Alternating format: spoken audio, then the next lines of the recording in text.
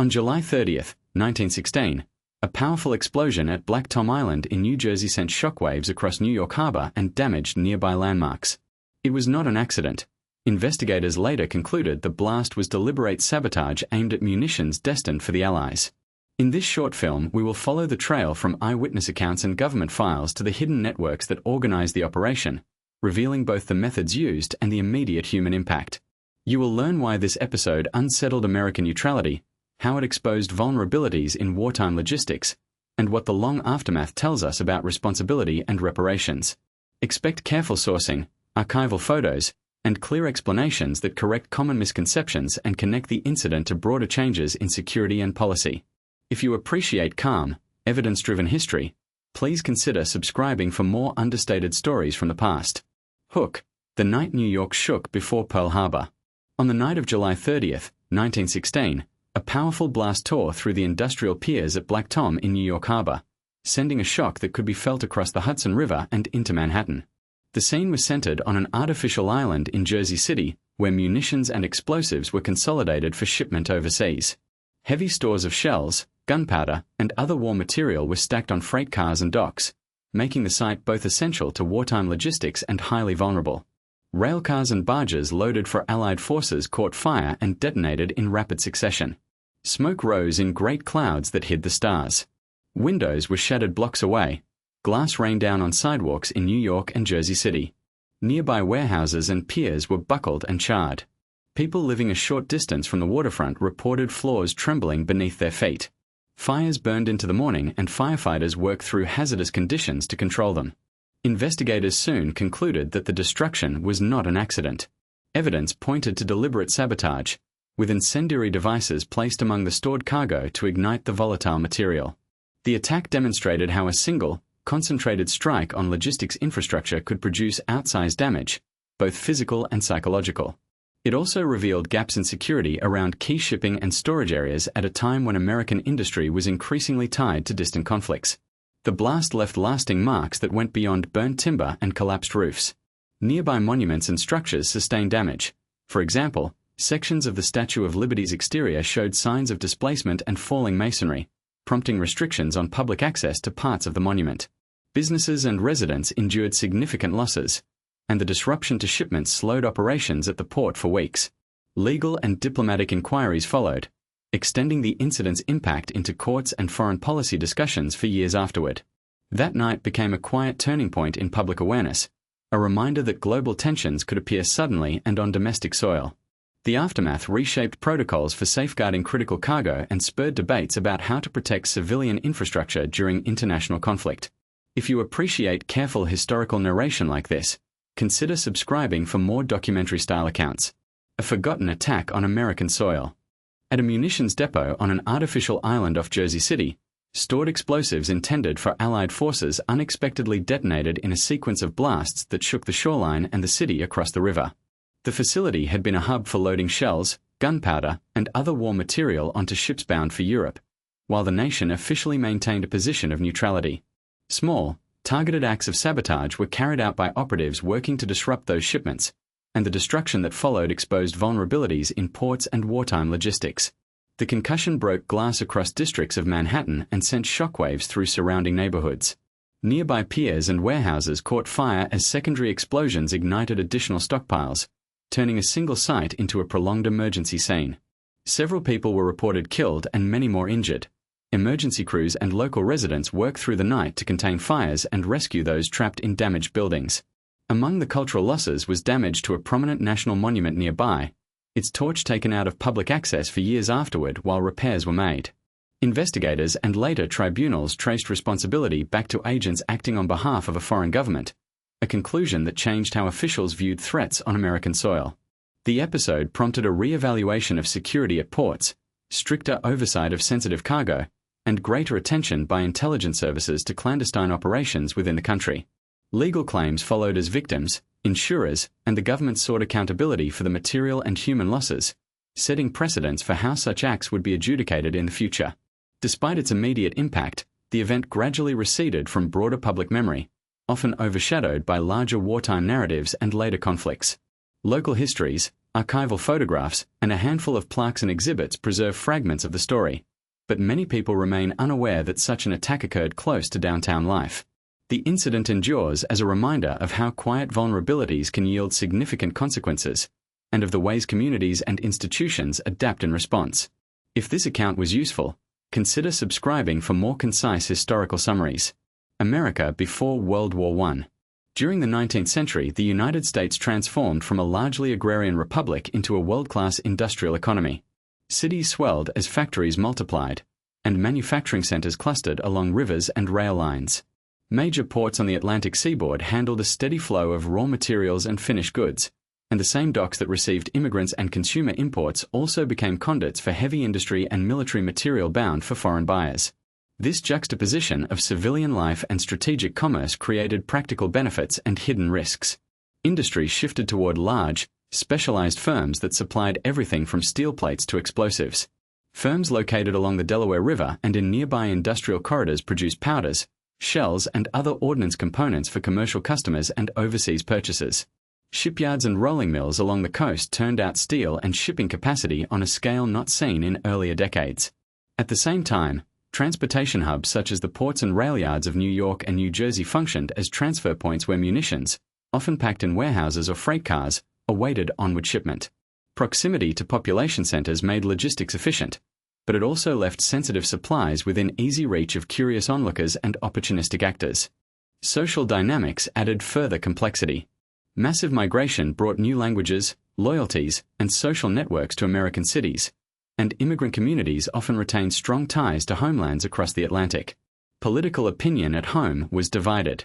Many Americans favored strict neutrality in foreign conflicts, while other voices urged preparedness and even material support for foreign governments aligned with American sympathies. Labor unrest flared in industrial districts, producing strikes and confrontations that occasionally disrupted transport and port activity. Government institutions charged with security and counterespionage remained modest in size and capability compared with the sprawling economic networks they were meant to oversee. The federal response to foreign intelligence threats tended to be reactive rather than proactive. Civic and political reforms of the progressive era improved public life in many ways, but they did not eliminate vulnerabilities tied to rapid industrialization. Local officials and private companies prioritized commerce and efficiency, sometimes at the expense of strict safeguards for hazardous materials. Examples are plentiful.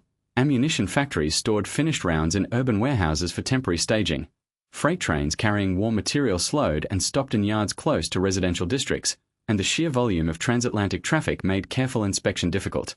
Intelligence services and municipal police agencies shared information unevenly, and that gap left certain facilities exposed. In short, the American landscape before the Great European Conflict was marked by booming industry, contested politics, and evolving security practices. Everyday economic activity routinely intersected with strategic supply chains, and the balance between openness for commerce and vigilance for safety was still being learned. If you found this clear portrait useful, consider subscribing for more calm documentary narratives. Why Germany targeted U.S. supply lines. Neutrality did not prevent American factories and ports from becoming indispensable sources of arms and ammunition for Britain and France. Shipments of explosives, shells, and small arms moved through bustling eastern harbors, often consolidated in waterfront depots before transatlantic loading. One notable strike targeted a munitions storage site in New York Harbor, where a substantial detonation destroyed large quantities of material and broke windows miles away, even affecting the Statue of Liberty's torch. That single event made clear how vulnerable the logistics chain had become when wartime demand met peacetime infrastructure. The German strategic calculation was straightforward. If the flow of supplies to the Western Allies could be slowed or interrupted, battlefield outcomes might shift in their favor. Surface raiding was limited by British naval superiority, and unrestricted submarine campaigns carried political risk. Sabotage in neutral territory offered a different avenue, one that could inflict loss without open naval confrontation. Attacking warehouses, rail connections, and merchant cargoes could raise costs, force rerouting, and create bottlenecks that undermined Allied sustainment without a direct military invasion. Operations relied on clandestine networks rather than formal battle lines. Agents used shell companies, false manifests, and covert access to docks to place incendiary and explosive devices where they would do the most logistical harm. Sometimes devices were concealed among legitimate freight, other times they were set in buildings or aboard ships in port. Insurance records and shipping manifests later helped investigators trace patterns of loss and irregular handling, revealing a deliberate campaign rather than isolated accidents. Those methods were intended to blend into the normal chaos of busy ports, making attribution difficult and delaying effective countermeasures. The political and practical consequences were significant. American public opinion and diplomatic pressure grew as investigators and officials pieced together evidence of foreign involvement. Port security and customs procedures tightened, and shipping companies reconsidered routes and storage practices. Long after the smoke cleared, legal claims and inquiries continued to address responsibility and compensation, and the episode left a lasting imprint on how neutral nations understood the risks of supplying belligerents. For further calm, well-sourced narratives about such episodes, consider subscribing for more documentary summaries. Black Tom Island and dangerous storage. A low-lying islet and adjacent piers in New York Harbor served as a major transshipment point for munitions bound for overseas use, and its configuration and operations created a concentration of hazardous material in a compact area. Crates of small arms ammunition, artillery shells, and packed explosives were unloaded from ships, stacked in warehouses, and transferred to barges and railcars along crowded wharves.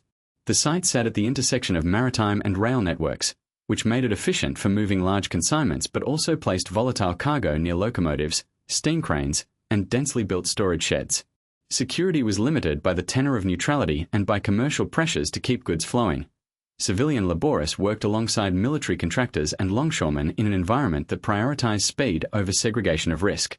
At that location, known subsequently by its local name, storage practices amplified vulnerability. Explosives and ammunition were kept in wooden crates and conventional warehouses, rather than in dedicated earth-covered magazines designed to direct blast pressures safely.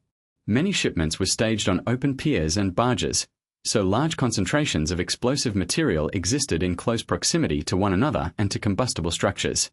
In addition, rail and shipping operations routinely produced sparks, hot metal, and friction, normal byproducts of loading and movement, which could interact disastrously with improperly isolated propellants and detonators. The combination of combustible packing, limited ventilation, and proximity to ordinary industrial activity created conditions under which a single ignition could propagate rapidly. The consequences of storing hazardous cargo in such a setting became evident when sabotage caused a sudden, catastrophic detonation. Warehouses and railroad cars became vectors for secondary fires and detonations, amplifying damage beyond the initial point of ignition. Nearby waterfront facilities and civilian buildings suffered structural damage. Windows were shattered across neighboring cities and critical infrastructure was disrupted. Even civic monuments bore the mark of the blast, prompting public alarm and a long process of investigation and legal claims. Investigators later determined that agents acting on behalf of a foreign belligerent had targeted the depot, but the scale of destruction was increased by the depot's own storage arrangements and logistical practices. Lessons from that episode informed later changes in how ports and military suppliers handle hazardous cargo. Modern practice emphasizes remote, purpose-built magazines, separation of incompatible materials, use of non-combustible packaging, controlled access and surveillance, and strict coordination between rail, trucking, and maritime operators to minimize staging time. Fire suppression, explosion venting, and engineered blast containment are routinely incorporated into storage design, and emergency response plans now account for rapid evacuation, environmental containment, and medical triage. Examples seen today include placing high explosives in earth-covered bunkers set back from docks, segregating flammable propellants from detonators, and using dedicated heavy-lift equipment to reduce manual handling. Those measures reduce the chance that everyday industrial activities will interact with hazardous loads in a way that magnifies risk. Practical implications remain relevant for contemporary logistics managers and port authorities. Maintaining clear inventories, enforcing chain-of-custody procedures, training dock workers in the hazards of energetic materials, and coordinating security with customs and law enforcement all address the human and procedural vulnerabilities that physical design alone cannot eliminate. Regular audits, drills, and conservative staging policies give planners the flexibility to respond when shipments must be rerouted or delayed. If this account was useful, consider subscribing for more concise historical and practical summaries. German sabotage network in America. German intelligence in the United States operated through a combination of formal consular channels and informal expatriate networks that blended business, diplomacy, and clandestine activity. Men working for naval intelligence cultivated contacts among shipping companies, importers, and dock workers, then used those relationships to influence the flow and security of munitions and other strategic cargo. The consulate in New York served as a hub for communication and funding, and public-facing firms provided plausible commercial cover for covert purchases and payments. Lieutenants of that effort included operatives who managed funds and coordinated local agents. Franz von Rintelen is a documented example of an operative active in North American operations, known for arranging sabotage and arson through intermediaries. Support did not come only from shadowy agents on the docks. Diplomatic channels, most notably personnel associated with the German embassy, offered logistical help and a degree of protection. Count Johann Heinrich von Bernstorff, the German ambassador at the time, has been repeatedly mentioned in contemporary investigations as part of the broader network that enabled these activities. Tactics were practical and adaptable. Networks bore explosives and incendiary materials through seemingly legitimate businesses, then moved them into storage facilities where they could be used to interfere with shipments. They recruited or coerced workers with access to warehouses and piers, offering payment or appealing to sympathies to gain the trust of stevedores and clerks. Devices were placed to start fires or to destroy munition stockpiles, and operations were timed to exploit weaknesses in surveillance and safety procedures at busy ports. Evidence gathered by investigators showed patterns rather than a single signature. Similar methods appeared in multiple incidents along the Atlantic coast: arson, clandestine entry, and manipulation of cargo lists to direct suspicious consignments to particular storage areas. That pattern allowed authorities to trace a web linking local accomplices to handlers with ties to German naval intelligence. Testimony and intercepted communications later revealed financial transfers and instructions moving between consular officers and on-the-ground agents. The network was not monolithic.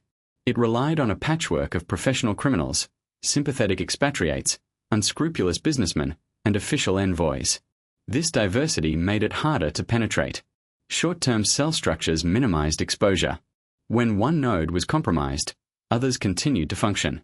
At the same time, this fragmentation created vulnerabilities. Careless expenditures, forged documents, and loose talk occasionally provided the breadcrumbs investigators needed.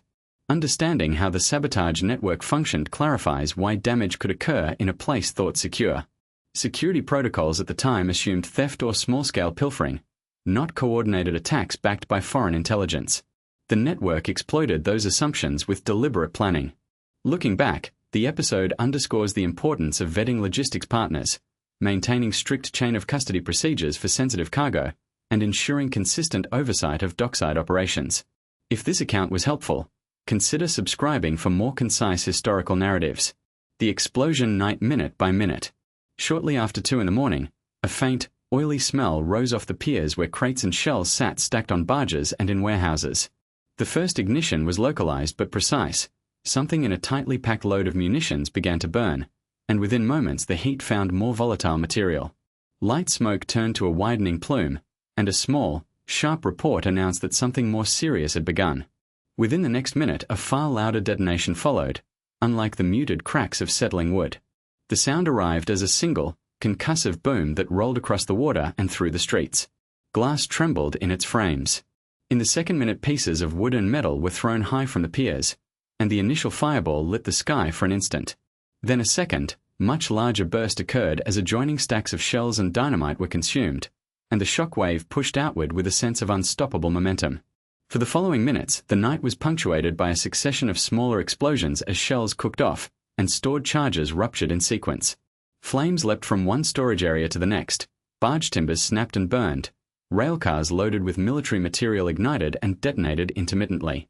People on nearby streets and in buildings woke and stepped outside, drawn by concussion and light, while crews in the harbor scrambled with lanterns to understand what was happening. The sound of glass breaking traveled across water and street. Damage to New York and the Statue of Liberty. A powerful detonation at a munitions depot in the harbor sent a shockwave into the surrounding city, shattering glass and rattling structures across Manhattan and Jersey City. The blast wave traveled over water and through the urban fabric, breaking storefront windows, collapsing skylights in warehouses, and causing widespread secondary damage to nearby piers and rail facilities. Eyewitness accounts describe curtains of glass raining down on sidewalks and corridors, and occupants of tall buildings feeling the tremor through floors and stairwells. Damage assessments by local authorities and insurers ultimately placed the material losses in the millions, with many businesses facing complete loss of stock and long interruptions to shipping and trade. Structures along the waterfront bore the brunt of the destruction. Warehouses that had held military supplies were gutted or severely weakened, while adjacent buildings suffered broken masonry, displaced bricks, and compromised roof lines. Ferries and small craft tied up at the piers reported shock damage, and railroad cars loaded with materials were ruined. Emergency crews addressed fires that ignited in wooden sheds and packing houses, and engineers later examined foundations for stress fractures caused by the blast. Recovery required coordinated efforts from port officials, private companies, and municipal workers to clear debris and restore the flow of commerce through the harbor. The Statue of Liberty, standing on Liberty Island at the harbor's edge, sustained notable physical effects from the explosion. The torch and the immediate area around it experienced damage significant enough that access was restricted for safety reasons. Officials closed the torch to visitors, and that restriction remained in place for decades because of concerns about structural integrity and visitor egress. Subsequent conservation and restoration work during the late 20th century included replacement of the torch and stabilization of elements affected by the earlier shock, with the original torch eventually removed from its position and placed in museum care for preservation and interpretation. Repair and preservation after the incident involved both short-term fixes and long-term planning. Businesses rebuilt, some choosing new materials and design practices to reduce vulnerability to blast and fire. On the national landmark, conservators conducted detailed surveys to determine which copper plates and internal supports required attention, and museum professionals documented the artifact history of the torch to explain why it was no longer accessible to the public. The legacy of those interventions is visible today. The statue stands protected, interpreted for visitors from a secure, museum setting, and the disabled public access to the torch serves as a reminder of how an event at the harbor reshaped both urban infrastructure and the stewardship of an iconic monument. If you found this account useful, consider subscribing for more calm, factual histories, investigation, cover-up, and delayed truth. In 1916, investigators from local police, the harbor authorities, and the Army Ordnance Corps converged on the ruined wharves to piece together what had happened. Eyewitness testimony described sudden, massive conflagrations and secondary explosions as stored munitions detonated. Debris was scattered for blocks and fires burned for hours. Teams catalogued damaged railcars, crumpled warehouses, and correspondence showing large shipments of small arms ammunition and explosives destined for Allied buyers. The physical scene left few doubts that this was more than an accidental blaze at a crowded industrial site. Officials moved cautiously. Neutrality remained a guiding constraint for federal authorities, and that shaped how evidence was handled and how conclusions were presented to the public. Some reports were classified or framed to avoid immediate assignment of blame, and that reticence fed speculation. Local newspapers pushed for accountability, while other outlets published more measured accounts that repeated official caution. Private investigators and dockworkers pressed for a full accounting, but the federal posture was to consult quietly with military and diplomatic channels before leveling accusations against a foreign power. Forensic work proceeded alongside political calculations. Photographs of shattered ordnance, analyses of burn patterns, and inventories of munitions manifests helped reconstruct the sequence of the explosions. Testimony from longshoremen described suspicious visitors and unaccounted-for movements on the night in question. Shipping paperwork showed where the cargo had come from and where it was intended to go. Intelligence reports and later disclosures from wartime archives strengthened suspicions of deliberate sabotage by foreign agents. Those fragments of proof were assembled piece by piece, but they did not instantly convert public uncertainty into a settled judgment. Legal and diplomatic processes stretched the truth further into the future. Claimants seeking compensation, municipal authorities documenting damage, and federal investigators pursuing a political resolution encountered delays and procedural hurdles. Negotiations and claims committees debated causation and liability, while historians and journalists over the years drew on declassified cables, court records, and survivor interviews to tell a more complete story. The result was a slow emergence of consensus. What had been long whispered and politically inconvenient came to be recognized through cumulative evidence as a deliberate act of sabotage, not merely an industrial accident. The measured unraveling of the event's truth demonstrates how national policy, wartime secrecy, and the limits of contemporaneous forensics can delay clarity. Small details, an intercepted message, a customs irregularity, a dockworker's recollection, accumulate until the larger pattern is undeniable.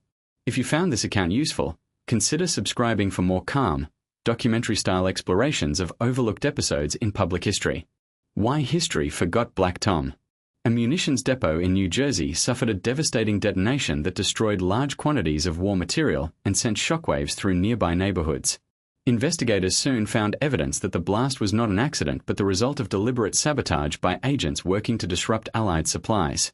The physical damage was unmistakable: warehouses reduced to rubble, rail lines torn apart, and fragments of infrastructure embedded in streets and buildings. The nearby symbol of welcome and freedom also bore the effects, with structural damage that required attention and altered how the monument was experienced by the public. One reason the episode slipped from common memory was the way it was handled at the time. Official investigations unfolded under wartime constraints and intelligence secrecy, and authorities were cautious about releasing full findings. Press coverage varied, and local accounts competed with national headlines focused on larger strategic developments. Legal claims and insurance negotiations continued for years afterward, turning immediate public outrage into protracted paperwork and courtrooms. That slow shift from vivid catastrophe to administrative tedium made it easier for the story to fade from daily conversation. Geopolitics also played a role. Public narratives are shaped by diplomatic needs and by what leaders want emphasized or downplayed. Once relations and priorities shifted in the years after the conflict, stressing culpability for sabotage could complicate delicate negotiations and emerging alliances. Memories that risked inflaming international tensions were often softened or set aside. At the same time, cultural attention moved toward other dramatic moments and heroes, leaving this attack to be catalogued in specialist reports rather than schoolbooks. Physical transformation of the site contributed to forgetfulness as well. Reclamation, reconstruction, and later industrial development erased many visible traces. Where neighbors once gauged the scale of the blast by ruined warehouses and cratered ground, later generations found docks, warehouses, and traffic. Without a clear, persistent landmark tied to the event, it became one of many local traumas that survived chiefly in archival photographs and court files. Social dynamics mattered too. The perpetrators were linked to a foreign intelligence effort, and domestic attitudes toward immigrant communities and radicals made the story complicated and sometimes inconvenient. In some circles, storytellers preferred to frame the damage as an unfortunate industrial accident, rather than dwell on espionage that could inflame prejudice or make the public uneasy about unseen threats. Over time, that softer framing took hold in public recollection. Finally, the human tendency to prioritize immediate, dramatic turning points worked against this incident. When larger military engagements or subsequent attacks reshaped national focus, a domestic act of sabotage that did not result in mass casualties or a singular, celebrated hero became easier to overlook. Yet when researchers and local historians revisit the records, the episode remains instructive, a reminder that covert operations, legal limbo, evolving diplomacy, and changing urban landscapes all shape what a society keeps in its collective memory. If you would like more concise explorations of overlooked historical events, consider subscribing for similar narratives. On July 30, 1916, a coordinated act of sabotage at Black Tom Island destroyed munitions bound for Allied forces, damaged surrounding property and infrastructure, and left a mark on how the United States thought about security at home. The attack was carried out by agents working on behalf of Germany, not on a battlefield but in a commercial waterfront, and its effects rippled through legal, political, and security systems for years afterward. In brief, first, the incident was a deliberate foreign operation aimed at disrupting wartime supply lines. Second, it caused significant physical and economic damage and even altered the appearance of the Statue of Liberty. Third, it exposed vulnerabilities in domestic oversight and helped prompt changes in intelligence, law enforcement, and compensation efforts long after the smoke cleared.